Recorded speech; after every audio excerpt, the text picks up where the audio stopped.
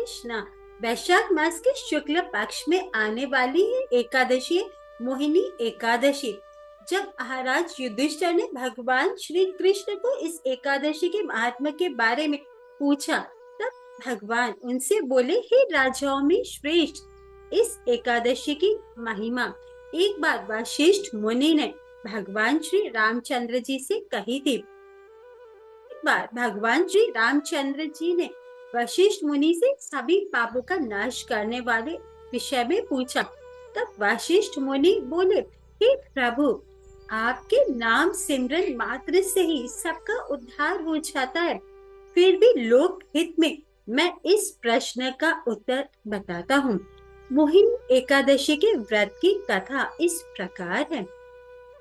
एक समय की बात है, सरस्वती नदी के तट पर एक बहुत सुंदर राज्य था जिसका नाम था भद्रावती। इस राज्य के राजा बहुत ही बुद्धिमान और सत्य प्रतिज्ञ थे। उसी राज्य में धनपाल नाम का एक व्यापारी था जो भगवान विष्णु का एक बहुत बड़ा भक्त था। वो धन और समृद्धि से परिपूर्ण था। इसका सबसे बड़ा गुण था इसकी उदारता। अपने धन से वह हमेशा राज्य और वहां के जरूरतमंदों की सहायता करता था। उसके 5 पुत्र थे।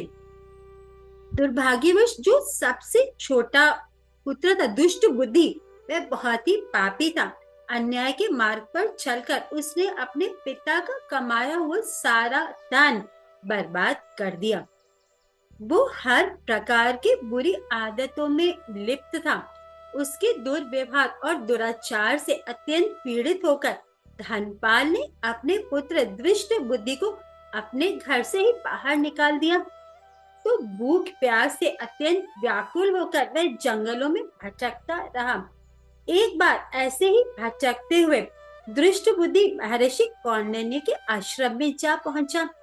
शोक विलाप से पीड़ित हो कौंडिन्य ऋषि को हाथ जोड़कर विवशता पूर्वक कहने लगा कि हे मुनिवर, मैं बहुत सारी यातनाएं सहन कर रहा हूँ। मैं बहुत ही दुखी हूँ। मैं आपसे विनती करता हूँ कि कृपया मुझ पर दया करके कोई ऐसा व्रत बताएं जिसके प्रभाव से इन सारे पापों से मेरी मुक्ति हो जाए। तब ऋषि बोले कि वैशाख मास के शुक्ल पक्ष में मोहिनी नाम से प्रसिद्ध एकादशी व्रत का तुम पालन करो। इस एकादशी पर उपवास करने से मेरु पर्वत जितना बड़े महापाप भी नष्ट हो जाते हैं और न केवल इस जन्म के बल्कि पिछले कई जन्मों के पाप कार्य बिल्कुल खत्म हो जाते हैं। दुष्ट बुद्धि ने मुनिवर के कहे अनुसार ही मोहिनी एकादशी का विधि पूर्वक पालन किया। पूर्ण श्रद्धा और निष्ठा से इस मोहिनी एकादशी के व्रत का पालन करने से वो निष्पाप हुआ और दिव्य देह धारण कर जीवन के अंत में श्री विष्णु धाम चला गया। तो श्री कृष्ण युधिष्ठिर महाराज से कहते हैं कि कोई भी व्यक्ति किसी भी तीर्थ स्थली पर ही क्यों ना चला जाए, कोई भी तपस्या क्यों ना करे, कोई भी यज्ञ कर ले, किसी भी प्रकार का दान ही क्यों ना कर ले, इस एकादशी का पालन करने का वो 1/16वां हिस्सा भी नहीं हो सकता।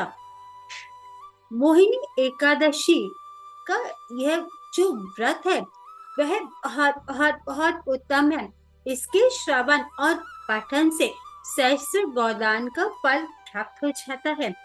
सभी पापों को हरने वाली यह मोहिनी एकादशी इतनी शक्तिशाली है कि इसके प्रभाव से व्यक्ति सभी प्रकार के मोह जाल से मुक्त हो सकता है, लेकिन इसका फल प्राप्त करने की लालच से नहीं, बल्कि केवल और केवल भगवत भक्ति प्राप्त करने के लिए इस व्रत का श्रद्धा पूर्वक पालन करें।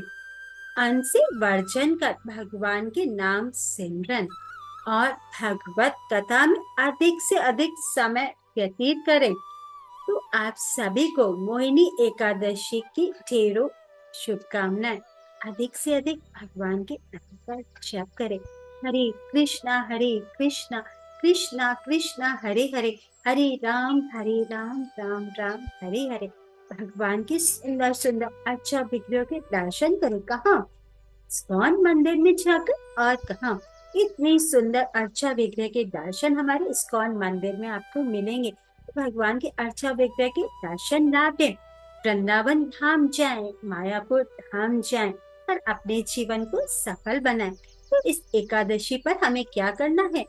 एकादशी पर हमें व्रत रखना है, अन्न से वर्जन करना है और भगवान के नामों का अधिक से अधिक दर्शन करना है, भगवान के अर्चा विग्रह का दर्शन करना है, भागवत गीता भागवतम का पाठ करना है और इसी तरीके से हमारे चैनल से जुड़े रहे और अपने जीवन को कृष्णमयी बनाए।